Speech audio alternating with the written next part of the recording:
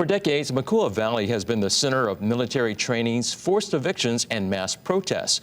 Today, state and federal leaders, as well as community organizers, are saying enough is enough. KITV4's Ali'i Dukalo reports on a new effort to remove the military from Makua and return it back to the state. The United States military has used the Makua Valley as a training ground since the 1920s.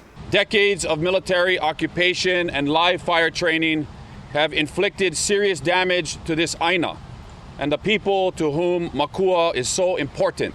A 65-year lease between the Board of Land and Natural Resources and the Army for 782 acres in Makua is set to expire in 2029. But Congressman Kahele doesn't want to wait that long. He's introduced legislation to return the Leeward Oahu Valley to the state of Hawaii. Titled the Leandra Vai Act, named for one of the many Native Hawaiian activists who fought against military use of Makua, the measure also calls on the Secretary of Defense to survey the land for unexploded ordnance and other contaminants, as well as determine cleanup costs. Let me be clear. The United States military does not need this land. They do not need Makua, just like they do not need Red Hill. They have not fired a single round in Makua in almost 20 years. If passed, the legislation calls for the Army to convey the land back to the state no later than 6 months after enactment.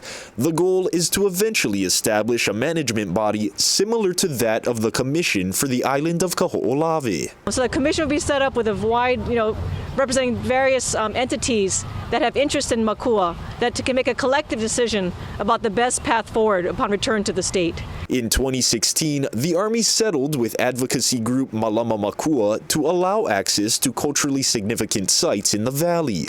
Sparky Rodriguez, a member of Malama Makua and Leandra Vai's husband, shared his vision for the future of Makua. No development, no hotels, no golf courses, no tourists.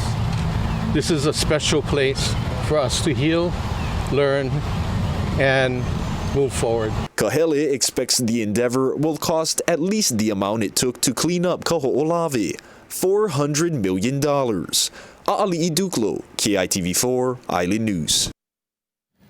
The U.S. Army garrison Hawaii released a response to the bill saying, quote, "We are aware of the legislation introduced by Congressman Kahele. As is our standard practice, we have no comment on the proposed legislation."